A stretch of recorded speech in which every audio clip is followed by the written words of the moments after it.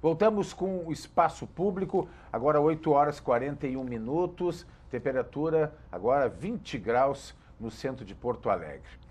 Hoje é terça-feira, então é o dia da gente conversar com o economista Antônio Carlos Frachelli. Frachelli, prazer, obrigado pela presença mais uma vez. Bom, vamos começar pelo lado mais positivo da economia, que é o desempenho agora recente da indústria. Exatamente. Que é importante porque nós estamos falando de um segmento que emprega muito, né? Que emprega muito, que vivencia a Revolução 4.0, né? A Revolução Industrial, uma nova Revolução Industrial. Agora, tem que estar muito atento para o detalhe da informação, né? Se nós pegarmos os últimos 12 meses, o crescimento da indústria é apenas de 0,4. Mas se nós pegarmos o comportamento da indústria dos últimos 9 meses, esse crescimento já passa a 1,6. E se nós pegarmos o comportamento da indústria no último trimestre, aí já vai para patamares de 3%, né? Então, nós estamos numa fase muito inicial da recuperação. Depende do período. Mas quanto mais recente, ele é mais intenso. E a mesma coisa para o comércio. O comércio também teve um crescimento negativo nos últimos 12 meses. Nos últimos 9 meses já começou a empatar. E nos últimos 3 meses, né, o crescimento já é significativo. O setor de serviços ainda não. Esse ainda não está reagindo. Eu acho que essa mesma análise dá para fazer nessa recuperação. São, acho que 7 meses de um desempenho positivo na recuperação das vagas, né, da ocupação de emprego, né, uma diminuição do desemprego. Mas se a gente analisar, né, também num universo maior, nós estamos ainda devendo muito. Estamos devendo muito porque há 12 milhões de desempregados. Já chegamos a 14. Exatamente, chegamos a 14. A questão também é que é muito por regiões, né? Tu tem um comportamento muito bom, digamos, em São Paulo, em Blumenau, mas tu não tem outras cidades. Ela está muito localizada em função da estrutura da economia da cidade e da região. Preocupado com a nossa economia aqui, porque nós temos aí um desafio que o governo, já é uma opinião sua, que o governo do estado deve adotar, né, aderir a esse regime de recuperação fiscal, mas que está trancado, e até o governador indo a Brasília, né, a Assembleia mobilizada na parte de apoio, né, das bancadas de apoio ao governo. Esse nó pode ser desatado aí? Bem, eu acho muito mais no campo político, né, que no campo econômico e administrativo. Porque já se sabe de antemão que a situação do Rio Grande do Sul é muito difícil em termos de finanças públicas. Mas houve uma questão de metodologia. Eu até fiquei surpreso quando li o jornal naquele dia, que é preciso ter 70%, né, da parte da remuneração, dos salários, compromissos, com relação à receita corrente líquida. E ela estava em 59%. Então aí é uma questão de metodologia, são números, são informações. Eu acho que isso aí pode ser negociado. Agora, eu acho que a questão passa por um acordo maior. É incrível que o presidente também tenha adoecido, né? Então isso aí atrasou um pouco o ambiente todo, porque a agenda do governo da União é muito densa, há muito processo de negociação, reforma A, reforma B, reforma do Ministério. Então é um momento onde nós chegamos com uma pauta num ambiente muito tenso, muito denso.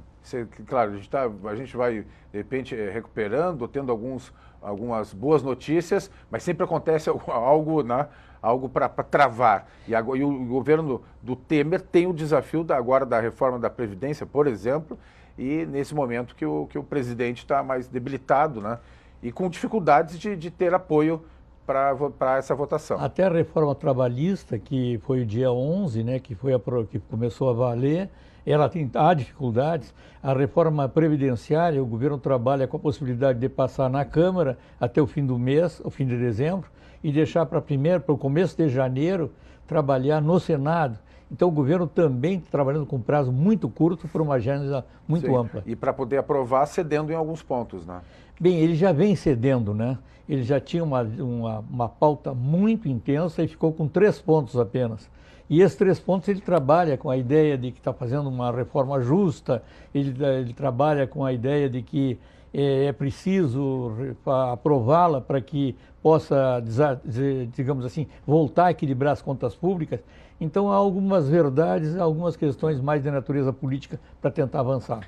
Indo para mais informações do teu blog, Frachelli, que é antôniocarlosfrachelli.com, tem uma análise em relação à taxa de juros básica, Selic, que vinha reduzindo, né, para a felicidade dos empreendedores, dos empresários, mas agora há uma possibilidade de reverter essa tendência de queda? Bem, essa taxa Selic está num patamar muito reduzido e ele tem duas forças agora para tentar, digamos assim, voltar a crescer, né?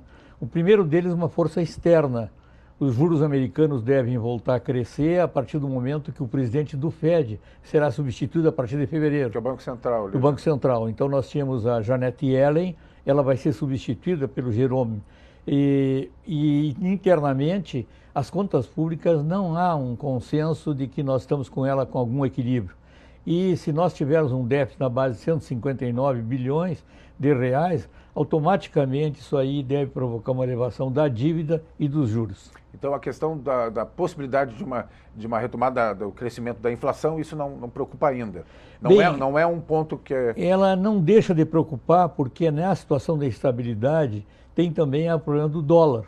A economia americana tende a se tornar uma fortaleza. Essa fortaleza propõe uma elevação da taxa do dólar.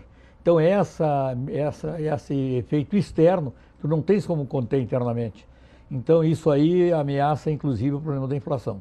Vamos acompanhar então desdobramentos aí nos próximos dias, a gente volta a conversar. Exatamente. Obrigado, Frachelli. Muito obrigado. Mais informações no blog. Exatamente. Está bombando, que a gente sabe. E né? tem muita informação sempre bem atual. Que ótimo. AntônioCarlosFrachelli.com é o blog do Frachelli, que conversa com a gente toda terça-feira aqui no Espaço Público. E o presidente do Parlamento participa da abertura do simpósio da primeira infância. O evento, que tem o apoio da Assembleia, é uma realização do Governo do Estado, da Secretaria Estadual da Saúde e do programa Primeira Infância Melhor. O evento teve o objetivo de aprofundar o debate sobre os desafios e as conquistas das políticas públicas voltadas aos cuidados com o desenvolvimento das crianças nos primeiros anos de vida. O encontro também reconheceu o trabalho dos visitadores dos programas Primeira Infância Melhor e Criança Feliz. 13 poesias feitas pelos agentes de diferentes macro-regiões de saúde do estado foram premiadas na 7ª edição do Prêmio Salvador Célia, que leva o nome de reconhecido psiquiatra infantil. A premiação é também uma oportunidade de dar àqueles que lutam, trabalham, se solidarizam